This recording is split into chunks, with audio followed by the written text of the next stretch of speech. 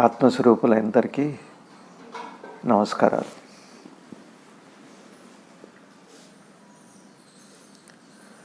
మనందరికీ కూడా సంసారం ఉంది. ఈ సంసారంలో బాధలున్నాయి. సంసారం అంటే జీవనం, లౌకిక జీవనం. రెండోది పారలౌకిక జీవనం, అంటే ఆధ్యాత్మిక సాధన. ఈ ఆధ్యాత్మిక సాధనలో ఒక ఫలం. వీటితో బాధ, ఏదో సంతోషం, ఇట్లా సాగుతుంటుంది. పరిపూర్ణత, ఉత్తీర్ణత ఈ విధంగా ఉంది. మనకి తెలిసిన విషయాలు. మరి విచారణ మార్గము అని ఒకటి ఉందా? రెండోది జ్ఞాన మార్గం అంటున్నారు. జ్ఞాన మార్గం అనేది మన కర్మ మార్గానికి వ్యతిరేకమైందా?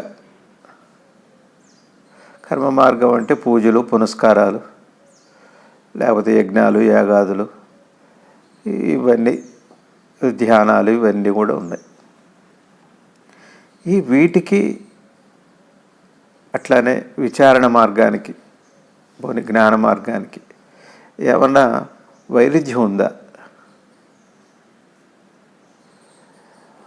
ఒకవేళ విచారణ మార్గం చేసేటట్టయితే, జ్ఞాన మార్గం అయ్యేటట్టయితే సంసారాన్ని, ఇల్లు, వాకిలి, ఉద్యోగాలు, బాధ్యతలు అన్నీ వదిలిపెట్టి ఎటో వెళ్ళిపోయి సన్యసించి పిల్లల కెరీర్ మీద దృష్టి లేకుండా, దేని మీద లేకుండా ఆగమైపోతారా? ఇటువంటివన్నీ మనం చక్కగా ప్రశాంతంగా, కాస్త నెమ్మదిగా, జాగ్రత్తగా ఆలోచన చేసేటట్టయితే మనకి ఒక సమాధానం దొరుకుతుంది.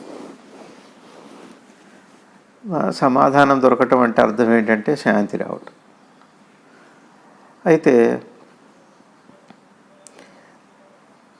మనకి మెలకు వచ్చింది,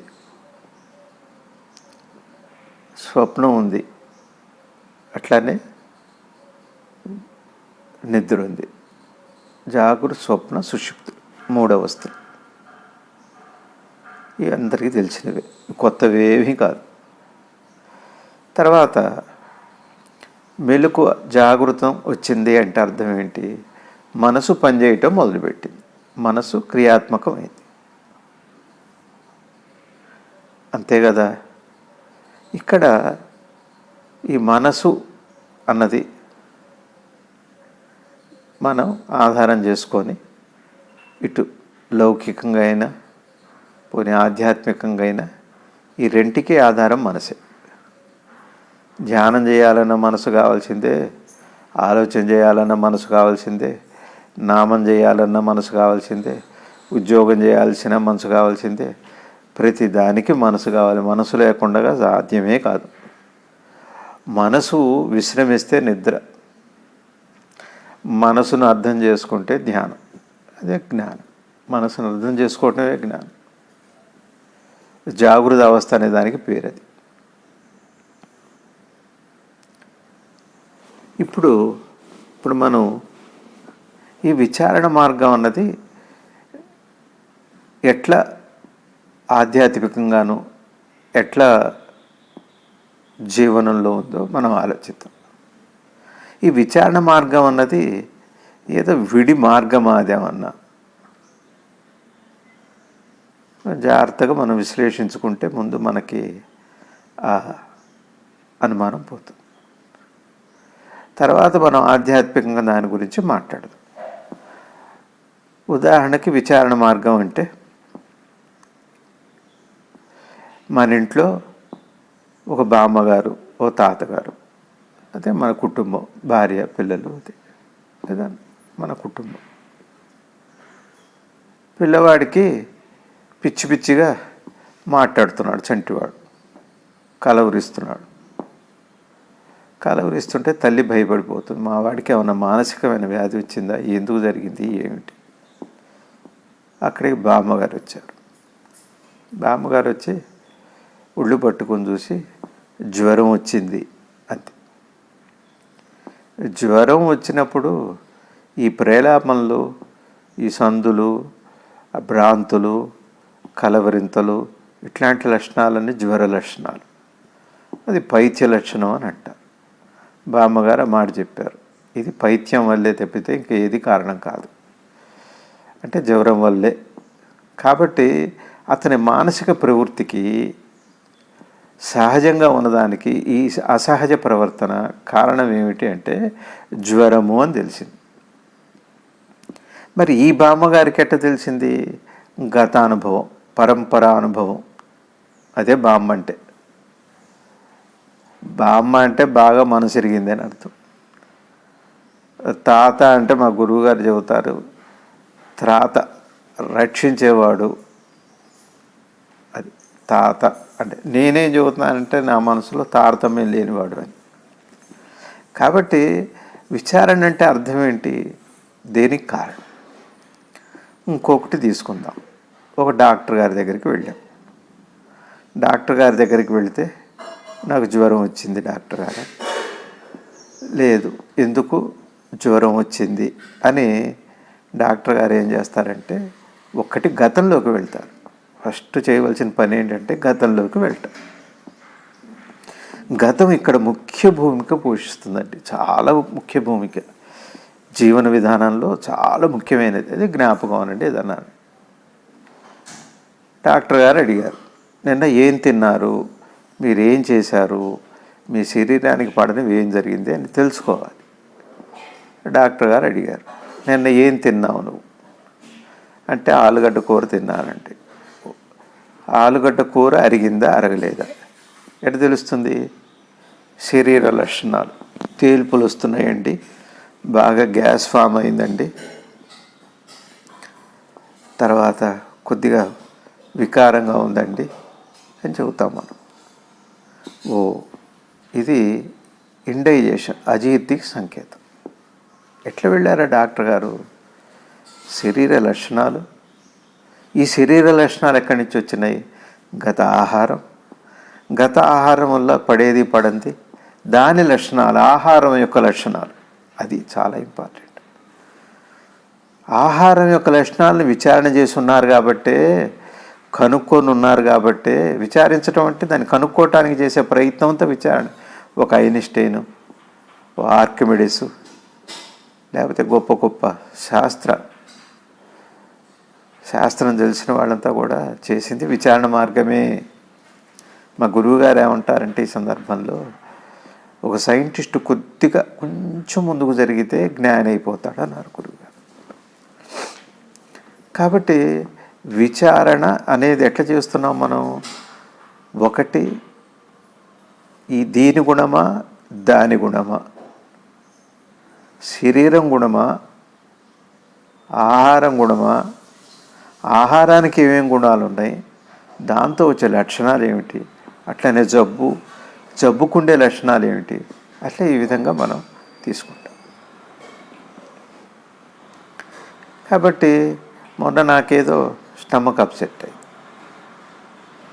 బాగా విరోచనాలు అవుతుంటే మా భార్య వచ్చి ఇది నాలుగు బయట పెట్టండి అని. తనేం డాక్టర్ ఏం కాదు. సరే నాలుగు చూసి తెల్లగా, ఓ ఇది అజీర్తి అండి, దానివల్ల విరోచనాలు అయింది. ఎట్లా చెప్పింది? అప్పుడు నాలుక చూడటం వల్ల అజీర్తి అని తెలిసింది, తెల్లగా ఉండటం వల్ల. మరి అజీర్తికి కారణమైంది ఏం తిన్నాం? మళ్ళీ వెళితే ఏదో ఆలుగడ్డ దోశ, మసాలా దోశ ఏదో తిన్నాం. ఓ మసాలా దోశ అరగలేదు, లేకపోతే ఉప్మా అరగలేదు, దీనివల్ల అజీర్తి వచ్చింది. అజీర్తి ఆగిందా, లోపలతో ఆగిందా అంటే శరీరంలో వ్యక్తమైంది కదండి. అట్లనే మనం వెళ్ళాలి. కాబట్టి ఇక్కడ మనకు ఒక పాఠం ఉంది. ఏం పాఠం ఉంది? ఇది తినటం వల్ల నాకు అజీర్తి వస్తుంది, ఇది తినటం వల్ల నాకు హితవుగా లేదు అని తెలిసింది. నిజంగా నా మనసు ఆరోగ్యాన్ని, సుఖాన్ని కోరుకునేటట్టయితే నేనేం చేస్తా? తెలియగలవాడు ఏం చేస్తాడు? వదిలిపెట్టేస్తాడు. అట్లా వదిలిపెట్టడం అన్నదే అక్కడ జ్ఞానం. సరే, అది తర్వాత మాట్లాడుకుందాం. విచారణ మార్గం అన్నది అట్లా.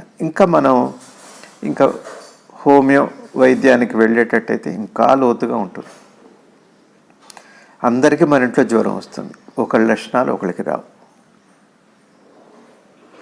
అందరికీ షుగర్ ఉంటుంది, ఒకటికి కిడ్నీ ప్రాబ్లం ఉంటుంది, ఒకటికి హార్ట్ ప్రాబ్లం వస్తుంది, ఒకటికి లివర్ ప్రాబ్లం వస్తుంది, ఒకటికి న్యూరోసిస్ ప్రాబ్లం వస్తుంది.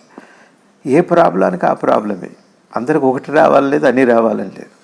అది దేన్ని టార్గెట్ చేస్తుందో లక్షణాలను బట్టి చెబుతారు. కానీ ఈ షుగర్ అనే వ్యాధికి మధుమేహము అంటారు. మధు అంటే తీపి ఎక్కువగా తీసుకోవటం వల్ల వచ్చేది. మోహం ఎక్కువగా ఉండటం వల్ల స్ట్రెస్ పెరిగిపోయి వచ్చేది మధుమేహం, మధుమోహం రెండే ఉంది. మోహం మధువుగా ఉంటుంది, తీయగా ఉంటుంది, ఎంతో తీయగా ఉంటుంది. అందుకనే మనసుకు ఆత్రేయ గారు ఓ పాట రాశారు, మనసు గతి ఇంతే. మనసు ప్రయాణమే అట్లుంటుంది. మనసున్న మనిషికి సుఖము లేదంతే. వాడికి ఎప్పుడు సుఖం ఉండదు. మనసు అంటూ ఉంటే సుఖం లేనే లేదు. అంతా మట్టేనని తెలుసు, అది ఒక మాయేనని తెలుసు, తెలిసి వలచి విలపించుటలో అంటే అర్థం ఏంటి? ఏడవటం అని కాదు, ఆశ్రయించటం. అందులో ఒక తీయదనం ఉంటుంది. అది చిత్రమైంది. విలపించటం అంటే అర్థం ఏంటంటే ఏడుపు కారణమైంది అని అర్థం. సరే, ఏడుస్తాం. అదే అంతలో అంత తీయగా ఉంటుంది. అది అంత బాగా రాశారండి. అది ఎవరి మనసు గురించి ఏ వ్యక్తిగతంగా తీసుకోలేదు ఆయన. విశ్వమనసు ఒక్కొక్క చోట ఒక్కొక్క రకంగా వ్యక్తమవుతుంది. ఆ విశ్వమనసు ఎప్పుడైతే మనసు వ్యక్తమైందో భేదం వచ్చి తీరుతుంది. వైవిధ్యం ఎంతో ఉంటుంది. ఒక్కొక్క మనసు వైరుధ్యంగా కూడా ఉంటుంది. దీనికి పెద్దలు ఉదాహరణ తీసుకుంటే భగవాన్ ఆయన త్రైలింగ స్వామి వారు మహాయోగి, సాక్షాత్తు పరమేశ్వరుడు అని అంటారు. ఆయన కాశీలో ఉంటారు. ఆయన ఏమన్నారంటే వారి బోధలో, ఒకడు శివుడు అయింది, ఒక చేతన చేప అయింది, ఒకటి కొండ అయింది, ఒకటి నువ్వయింది, ఒకటి నేనయింది. అదే అన్నీ అయింది. ఎందుకయింది అని అడగొద్దు. అట్లా అయిందని గౌరవిస్తే అందరం శివస్వరూపంలో అవుతాం. అంతే. దేన్ని అంగీకరించాం మనం? ఆ విశ్వ మనసుని అంగీకరించాం. నా వ్యక్తిగతమైన పరిధి వచ్చినప్పుడు మనం అంగీకరించలేదు. విచారణ మార్గం అంటే అర్థమైంది కదండి మనకి. నేనేం చదివితే నా కెరీర్ బాగుంటుంది, స్టూడెంట్స్ ఎట్లా చదివితే నాకు సబ్జెక్టు బాగా వస్తుంది, ట్యూషన్ ఎవరి దగ్గర చదివితే బాగుంటుంది, ఏ స్కూల్ అయితే బాగుంటుంది, ఆ స్కూల్లో ఉన్న విధానాలు ఏమిటి, ఇట్లా ఆ తర్వాత అందులో సైతం ఎక్కడైతే బాగుంటుంది, ఎక్కడైతే ధన సంపాదన బాగుంటుంది, ఇవన్నీ అందులో బాగా అంతా విచారణ లేకుండా అసలు జీవనం ఉందా? అంతర్భాగమే అయింది. జీవితంలో అంతర్భాగమైంది. జీవితం నిన్న ఎవరో రాశారు, జీవితాంతం అర్థం కాదని రాశారు. వ్యక్తిగతంగా తీసుకుంటే, విశ్వ మనసును తీసుకుంటే జీవితం అంతా అర్థమవుతుంది. బాగా ఆ చిన్న తేడా, దాన్ని బాగా గుర్తుపెట్టుకోవాలి. కాబట్టి ఈ విచారణ మార్గం అన్నది అదేదో గంభీరమైన మార్గం కాదు. ముందు తెలుసుకోవాలి. ఏది విచారణ చేయండి, దేని గురించి తీసుకున్నా, ఏ సబ్జెక్ట్ తీసుకున్నా విచారణ లేకుండా చివరికి వంట దగ్గర నుంచి పడుకునేంత వరకు ప్రతిదీ విచారణలో మార్గమే. ప్రతిదీ అంటే ఉన్నది విచారణే. భగవాన్ విచారణ మార్గం అంటే అర్థం ఏంటంటే రమణ మార్గం అని కాదండి, అది విచారణ మార్గం అని కాదు, మన మార్గం. మన అంటే అర్థం ఏంటి? మన అంటే నేను, నా మార్గం. అది కొన్ని వర్డ్స్ వాడుతుంటారు చిత్రంగా. మా టీవీ అని వాడతారు. మనం చెప్పేటప్పుడు ఏం చెబుతాం? మా టీవీ అంటాం, అంటే మాది అని చెబుతున్నాం. వాడు చెప్పేటప్పుడు ఏంటి? మా టీవీ అంటాడంటే వాళ్ళ టీవీ అని. ఇది ఎవరిది కాదు కదా. అట్లానే మై హోమ్ అని అంటుంది. My home my home group. కొనుక్కున్నవాడు మై హోమ్, మా ఇంటికి రాండి అంటాడు. అది తెలుగులో మా ఇల్లు. అమ్మేవాడు కూడా మై హోమ్లో ఒక అపార్ట్మెంట్ కొనుక్కోండి అంటాడు. అది వాడి ఇల్లు. ఎవరి ఇల్లు అది? ఇట్లా ఉంటాయి. అందుకనే జిల్లేడు అమ్మవారు అందరి ఇల్లు అంది. ఇది ఏ గొడవ లేదు. అందరి ఇల్లు అని అంటే అర్థం ఏంటి? నా రెండు పోయింది, అది జ్ఞానం. మై అని పెడితే అజ్ఞానం కాదు, పరిధి. జ్ఞానం కాదు, అది పరిధి. మై అని పెట్టామంటే పరిధి. మా అని పెడితే పరిధి. నా అని పెడితే పరిధి. ఆ అమ్ అని పెడితే ఆహా అంతా అందులోనే ఉందండి. అది అమ్మ అంటే అందరిది. ఎప్పుడైతే అందరిది అయిందో పరిధి లేదు. పరిధి లేకపోవటమే ఆ పరమాత్మని అర్థం చేసుకోవటం, పరమాత్మని గ్రహించటం. ఇది మనం బాగా చేసుకోవాలి. కాబట్టి మన నిత్య జీవితంలో విచారణ లేని క్షణం ఉందా? పోనీ విచారణ కాని మార్గం ఏదన్నా ఉందా? పోనీ చెప్పండి. మన జీవితంలో విచారణ కాని మార్గం ఏదన్నా ఉందా? ఇది కూడా చెప్పాలి కదా. ఇంకొక విధానం ఏదైనా ఉందా? ఇట్లా కాకుండా వంట వండాలి, టమాటా పచ్చడి చేసింది భార్య, చేసి పెడితే 3వ రోజుకు బూజు వచ్చింది. 3వ రోజుకు బూజు వస్తే బామ్మగారు అత్తయ్య గారు టమాటా పచ్చడి బూజు వచ్చిందండి, బాగానే చేశాడు. ఏం లేదమ్మా, తడి తగిలింది, తడి తగిలేటప్పటికి బూజు వచ్చిందని చెప్పి. అంటే అర్థం ఏంటి? ఆ తల్లి గ్రహించింది. అంతకుముందు పెద్దల నుంచి పరంపరగా వస్తుంది. తడి తగిలితే బూజు వస్తుంది. మామిడికాయ కారం అయితే, టమాటా పచ్చడి అయితే, ఏదైనా నిలవ ఉండాలంటే తడి తగలకూడదు. రోజువారికి తడి తగిలినా పర్లేదు, అంతే తేడా. కాబట్టి తడి లక్షణాలు అర్థమైనప్పుడు దాన్ని కాపాడుకునే లక్షణాలు కూడా తెలుస్తాయి. ఇది విచారణ మార్గం. విచారణ మార్గం అంటే ఏమిటి? అద్భుతమైనటువంటి జీవన విధానం కాదు? అద్భుతమైనటువంటి కదలిక కాదా? జీవన కదలిక కాదా?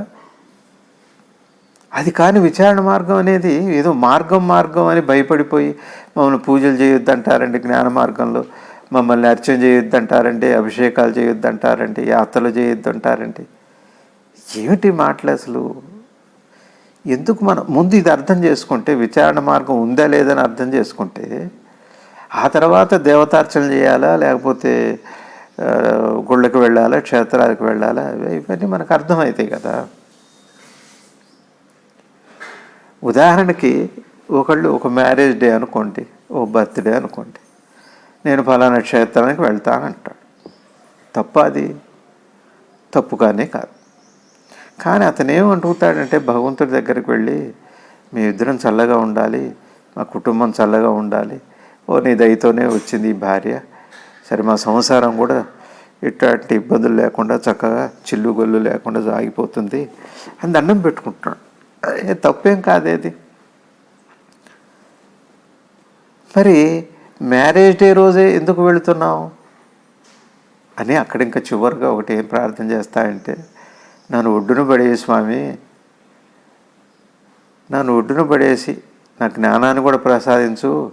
మా గురువుగారేమో జ్ఞానం అంటున్నారు, అదేమో నాకు తెలియట్లేదు, దాన్ని నాకు ప్రసాదించమని అడుగుతున్నాం. ఇదే సంసారంలో ఇదే మ్యారేజ్ రోజు, బర్త్డే రోజు గురువు దగ్గరికి వెళ్ళి ఇదే అడుగుతున్నాం, తప్పులేదు. కానీ గురువుగారు ఏం చెబుతున్నారంటే, అట్లా అడుగుతున్నప్పుడు తప్పని చెప్పట్లేదు, నువ్వు క్షేత్రాలు వెళ్ళొద్దని చెప్పట్లేదు, నువ్వు పూజలు చేయొద్దని చెప్పట్లేదు, నేను గుళ్ళకి వెళ్ళొద్దని చెప్పట్లేదు, గురువు దగ్గరికి వెళ్ళొద్దని చెప్పట్లేదు. మరి ఏమిటి వారు చెబుతున్నది? ఏమిటి అంటే, సర్వాంతర్యామైన ఈశ్వరుడు ఒక క్షేత్రానికో, ఒక కాలానికో, ఒక గదికో, ఒక దానికో పరిమితం చేయొద్దు. ఇది కూడా అర్థం చేసుకోమని చెప్పడానికి ఆ మాట చెబుతున్నారు. ఒక ఆలోచనకో, ఒక కోరికో మనం చెబుతున్నాం. మనం అంటే రోజంతా మనం క్షేమాన్ని కోరే ప్రార్థన చేస్తున్నాం. పుట్టినరోజు నాడు క్షేమం అయితే ఎక్కువ ఇస్తాడా? మ్యారేజ్ డే రోజున అంటే మా ప్రార్థన చేసి మా సంసారం బాగుండాలంటే బాగుంటుందా? సంసారం బాగుండటానికి నువ్వేం చేయాలో అవన్నీ చేసుకుంటూ అర్థం చేసుకుంటే మ్యారేజ్ డే అని లేనే లేదు. రోజు సంతోషమే, మ్యారేజ్ డే రోజు సంతోషం ఏమట్లా కొత్తది ఎట్లా వస్తుందండి? చేసుకోవద్దని చెప్పట్లేదు నేను, బాగా అర్థం చేసుకోవాలి ఇక్కడ. దానికి ఎందుకు పెద్దలు ఎందుకు తిరుగుతున్నారు అట్లా అని ఎందుకు అంటున్నారంటే, కొంచెం ఎదుగు అని చెప్పడానికే తప్పితే చేస్తున్న పని తప్పని కాదు, తప్పదని కాదు, తప్పుకోమని కాదు. ఎందుకు ఆ మాట చెబుతున్నారు? కొద్దిగా ఒదిగి తెలుసుకో, కొద్దిగా దాన్ని అర్థం చేసుకో అని చెబుతారు. అది నచ్చకపోవచ్చు. అది మనకి ఎట్లా ఉంటుందంటే, మన భక్తి ఇంట్లో దేవతార్చనకి దండం పెట్టుకుంటాం, ఆ తర్వాత బయట ఫోటోలు ఉంటే దండం పెట్టుకుంటాం, ఇంకా బయటకు వీధిలోకి వస్తే అక్కడ దేవుడు కనపడితే అక్కడ దండం పెట్టుకుంటూనే ఉంటాం. ఒక జ్ఞాని అయితే ఏం చేస్తాడు? అంతటా ఆయనే ఉన్నాడు, ఓ దండం పెట్టి ఊరుకుంటాడని నేను అగౌరవపరచట్లేదు. ఇక్కడ పోవాల్సింది అగౌరవపరచటం కానీ సెంటిమెంట్ కాదండి ఇది. కాబట్టి నేను నా విగ్రహారాధన ఎందుకు వచ్చింది అంటే, మనసుకి ఈ సంయమనం,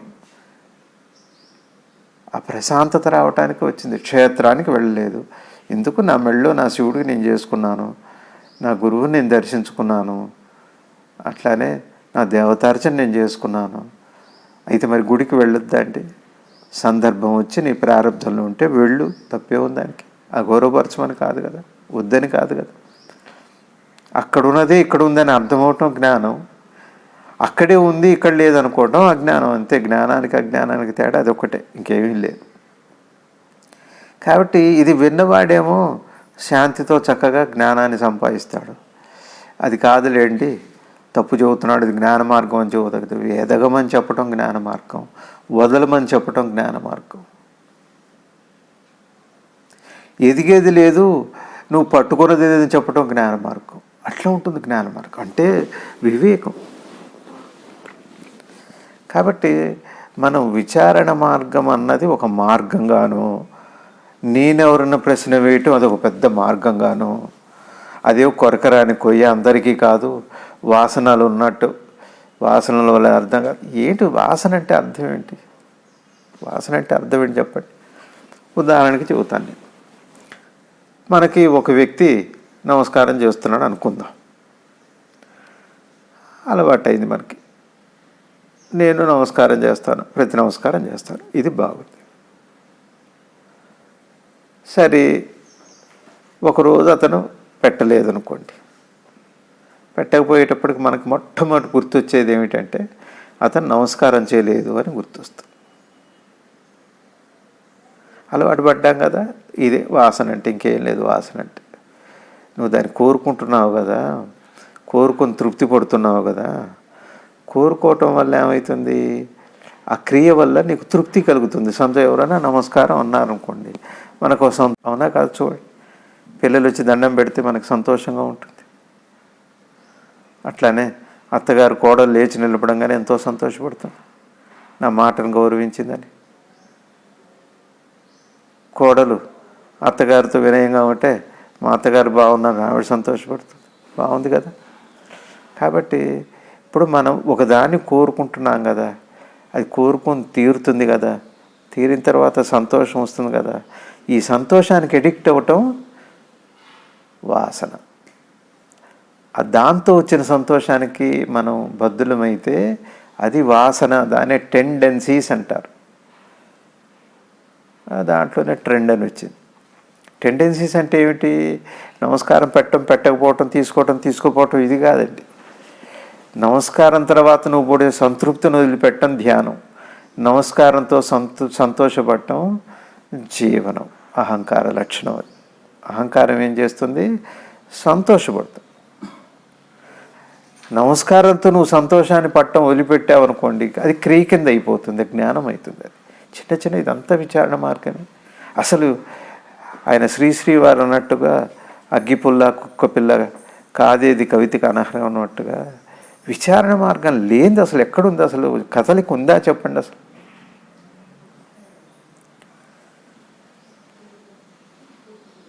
తెలివిగా నడుచుకోవటం కాదు విచారణ మార్గం అంటే. కుక్క కూడా విచారణ మార్గం చేస్తుంది. ఇక్కడ పొద్దునే ఒక సంఘటన జరిగింది. మా ఇంటికి నేను చూడటానికి ఇల్లు ఏదో రెనోవేట్ చేస్తుంటే వెళ్ళాను నేను. వెళ్తే ఆ ఇంటికి ఉత్తరం వైపు ఒక 2 ద్వారాలు ఉన్నాయి. తూర్పు వైపు ఒక 2 ఎంట్రన్స్లు ఉన్నాయి. వాస్తు చెప్పట్లేదండి, వాస్తవం చెబుతున్నాను. మా వెనక 2 కుక్కలు, ఆ ఇంట్లో తిరుగుతున్న కుక్కలు. ఒక కుక్క ఏమో మా ఇంట్లోనే ఉండేది. ఆ కుక్క కోసం వచ్చి ఒక కుక్క, 2 కుక్కలు. సరే మేమేం చేసామంటే ఆ కుక్కలు లోపలికి వస్తే ఆగం చేస్తున్నాయి. సరే మేము లోపలికి వెళ్ళి గేటు వేసాం. గేటు వేసి ఇల్లు చూడటానికి వెళ్ళాం. చూడటానికి వెళితే అక్కడికి వచ్చినాయి లోపలికి. ఎట్లా వచ్చినాయని విచారణ చేస్తే ఉత్తరం గేటు తెరిచింది. ఉత్తరం గేట్ ఎందుకు తెరిచింది? పోనీ మోద్దామంటేనేమో టైల్స్ వేశారు, కదలట్లేదు. పోనీ కదిలిచ్చామో టైల్స్ పగిలిపోతాయి. విచారణ అంటే అంతే కదా. ఎందుకు ఆ గేటు కట్టేసి ఉంచారని ఆలోచిస్తాం, లాగే అవతల పడేస్తాం. లాగే అవతల పడిస్తే తొందరపాటు అంటాం. సరే ఆ గేటు పడలేదు. ఆ గేట్లోకి వచ్చే ఇంకో గేట్ ఉంది అవతల తూర్పు భాగంలో. ఇప్పుడు ఏం చేయాలి? ఈ చిన్న గేట్లో నుంచి కదా వచ్చిందా అంటే కాదు, ముందు పెద్ద గేట్లో నుంచి వచ్చింది అది. కాబట్టి చిన్న గేట్లో నుంచి వస్తే కానీ ఇంట్లోకి రాదు, పెద్ద గేట్లో నుంచి వస్తేనే ఆ గేట్ దగ్గరికి రాదు. ఇప్పుడు మనం చేయవలసింది చిన్న గేటు మూయటం కాదు, ఆ పెద్ద గేటు మూసేస్తే చిన్న గేటుతో పనే లేదు. ఇది విచారణ మార్గమే కదా. అంటే ఏమిటి? దానివల్ల ఏమైంది? కుక్కలు రావు, ఆగం చేయదు అని ఏం పోయింది నాకు? ఇప్పుడు ఆ భయం, ఆ బాధ పోయింది, అంతే. ఏం జరిగింది నాకు అంటే నా మనసు నా సహజస్థితిలోకి వెళ్ళింది. సహజంగా మనసు ఉండటం. అందుకనే ఒక మాట చెబుతారు ఇంగ్లీష్లో, సెల్ఫ్ రియలైజేషన్ అంటారు. సెల్ఫ్ అంటే ఆత్మనే, సరే. సెల్ఫ్ రెస్పెక్ట్ అంటారు. ఆత్మకి రెస్పెక్ట్ ఇవ్వమనే. అక్కడ సెల్ఫ్ ఏంటి, ఇక్కడ సెల్ఫ్ ఏంటి? ఈ సెల్ఫ్ అని దేన్ని అంటున్నారు, ఆ సెల్ఫ్ అని ఏంది అంటారు. అట్లానే ఏదైనా చెప్పేటప్పుడు మై సెల్ఫ్, అట్లానే హిమ్ సెల్ఫ్ అని చెబుతున్నాం. ఈ సెల్ఫ్ అనేది ఏమిటి? సెల్ఫ్ అంటే మనసు, సెల్ఫ్ అంటే మనసే. నా సెల్ఫ్ రెస్పెక్ట్ దెబ్బతింది, దాన్ని ఈగో అని వాడతారు. అదే సెల్ఫ్ని ఈగో అని వాడతారు. సెల్ఫ్ అంటే అదే కదా. Self realisation. సెల్ఫ్ అంటే మనసుని రియలైజ్ చేసుకోవటం, మనసుని అర్థం చేసుకోవటం. సెల్ఫ్ రియలైజేషన్ అనేది మార్గమా, విధానమా, ఏది కాదు, అది అందులో భాగమే. ఇక్కడ ఈ రియలైజేషన్ దేంతో చేయాలి? మనసుతోనే చేయాలి. దేనికి ఫలం వస్తుంది? మనసుకే ఫలం వస్తుంది. దేనితో చూడాలి? చుట్టూ ఉన్న ప్రపంచాన్ని. చుట్టూ ఉన్న ప్రపంచం అంటే అర్థం ఏంటి? మనసు జీవనం కలిసే కదా. 1 దైహిక క్రియలు, 2 మానసిక క్రియలు. కాబట్టి ఈ విధంగా మనం తీసుకునేటట్టయితే విచారణ మార్గము మన మార్గము.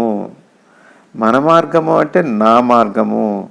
నా మార్గము అంటే నా అనేది లేదు, మనసు మార్గము, మనో మార్గము.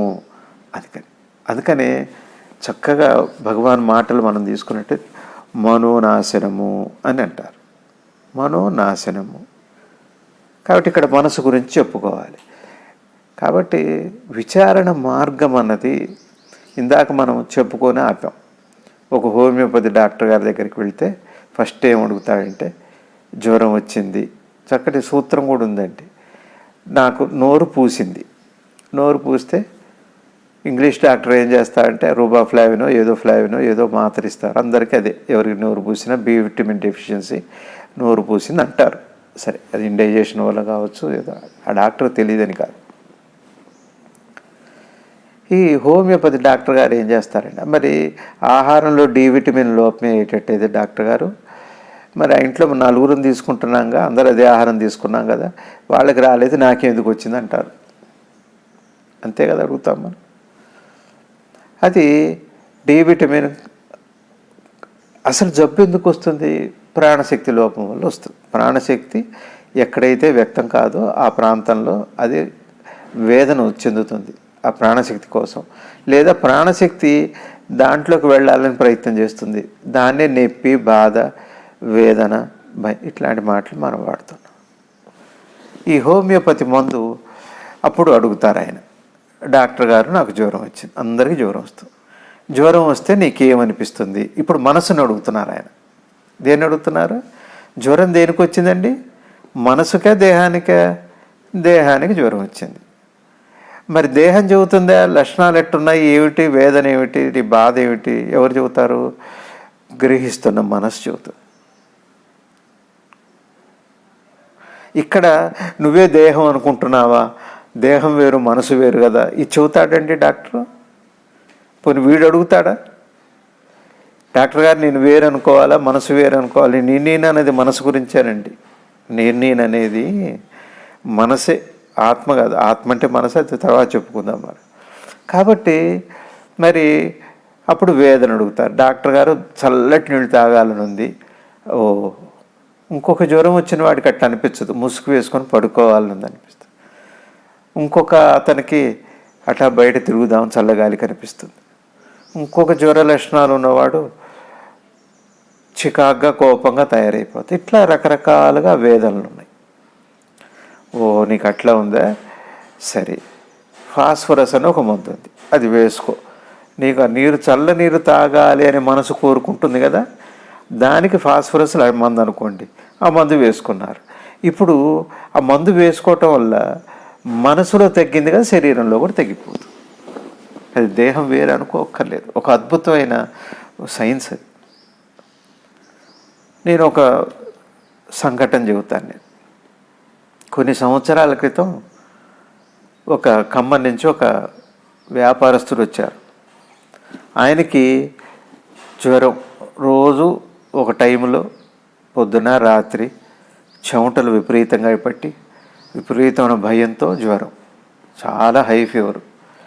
ఎన్ని మందులో వాడారు, చాలా హాస్పిటల్స్ తిరిగాడు ఆయన, ఎక్కడెక్కడో తిరిగారు, తగ్గలేదు. ఓ 2 ఏళ్ళు అనుభవించి పాపం ఎవరో నా గురించి చెబితే ఇక్కడికి వచ్చారు. ఆయన వస్తే నేనేమడిగానంటే జ్వర లక్షణాలు ఏమున్నాయి ఇక్కడ? జ్వర లక్షణాలు ఇతనికి ఏమున్నాయి? చెమటలు, ఆ తర్వాత భయం, ఆ తర్వాత హై ఫీవర్, టెంపరేచర్ ఎక్కువ ఉంది. సరే, ఇప్పుడు నేను అడగవలసిన మొదటి ప్రశ్న ఏమిటంటే, ఏమండి అసలు మీకు జ్వరం ఎప్పుడు మొదలైంది, ఎట్లా మొదలైంది అని అడిగాను. అంటే అతనికి ఒక మందు వ్యాపారం, అంటే ఇది మత్తు మందు వ్యాపారం, బారు. ఆ వ్యాపారం అయితే అక్కడ ఉన్న వాళ్ళు ఎవరో, మన శత్రువు నక్సలైట్లు ఎవరో, నీ షాప్ పేల్చేస్తాం, నిన్ను చంపేస్తామని చెప్పి ఒక లెటర్ రాశారు. ఆ లెటర్ చదివిన క్షణం తర్వాత అతనికి భయం చేత జ్వరం వచ్చింది. ఇప్పుడు జ్వరం చేత భయం వచ్చింది. ముందు భయం ఉంది, తర్వాత భయం ఉంది. భయం తర్వాత వచ్చేవి చెమటలు. చూసారండి, ఇక్కడ ఏమైంది, చెమటలు వచ్చి భయం వచ్చి జ్వరం వస్తుంది. అటు ఇటు మారుతాయి, అదేం పెద్ద కుడియడం అయితే అర్థం. భయం వచ్చి చెమటలు రావడం, చెమటలు వచ్చి భయం రావడం. లోపల ఏ భయం ఉండదు. చెమటలు ఎక్కువ పట్టేటప్పటికి ఎందుకు పట్టిందో అని భయం వస్తుంది. భయం ఏదన్నా వచ్చింది అనుకోండి, ఏదో రాత్రిపూట చీకట్లో మెత్తడి దొక్కాం పామేమని భయం పడతాం. అది ఏదో అడ్డుదైతే ఇదైతే కుడియడం అయితే అంటే అదే.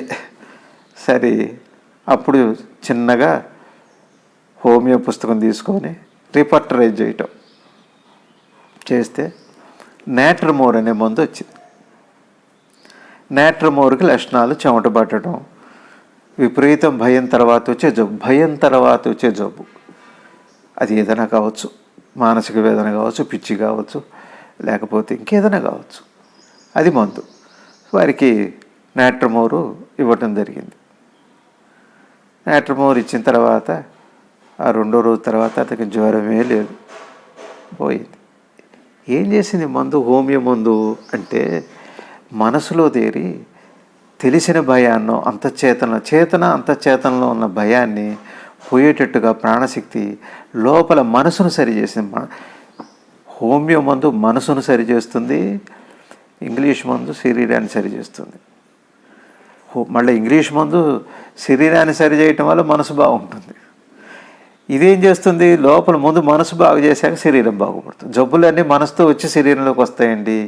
ఇది సూత్రం, హోమియో సూత్రం. ఇంగ్లీష్ వాడు కూడా అది చెబుతున్నారుగా, నీకు స్ట్రెస్ యాంగ్జైటీ పెరిగింది అందుకని అల్సర్ వచ్చింది అంటున్నారు. అయితే అల్సర్కి మందు ఇస్తుంది అల్లోపతి. స్ట్రెస్కి దానికి ఆ గుణానికి మందు ఇస్తుంది హోమియోపతి. ఇంతే తేడా, రెండు ఒకటే. కాబట్టి ఇప్పుడు మందు హోమియో మందు అంటే అది జ్వరానికి విచారణ మార్గం అంటే అర్థం ఏంటంటే, ఒక జబ్బుకైనా విచారణ మార్గం తప్పదు, ఒక డబ్బుకైనా విచారణ మార్గం తప్పదు, ఏ ఒక గబ్బుకైనా విచారణ మార్గం తప్పదు. డబ్బుకి జబ్బుకి గబ్బుకి అన్నిటి ఒకటే. అసలు కథలకే విచారణ అండి. కాబట్టి మనం ఇవాళ ఒక 30 నిమిషాలు మాట్లాడుకున్నాం ఈ విచారణ మార్గం గురించి. మళ్ళా మరికొంత రేపు మాట్లాడుకుందాం. మీ అందరికీ నమస్కారం. ఎవరిని వింటున్నారా ఇది?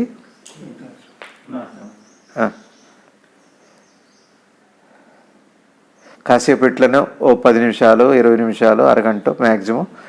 కాసేపు ఎక్కువ మాట్లాడినా అర్థం కాదండి. మా గురువుగారు చెబుతారు అదే పనిగా చెప్పకూడదు, చెప్పాలనే ఆత్రం నాకు ఉండకూడదు, రోజు అదే పనిగా వినాలని ఆత్రం వాళ్ళకు. అప్పుడు ఇద్దరం కలిసి ప్రయాణం చేసినట్టు అవుతుంది అంతే. కాబట్టి అందరికీ నమస్కారం. ఎవరిని అడుగుతారా ఎవరన్నా?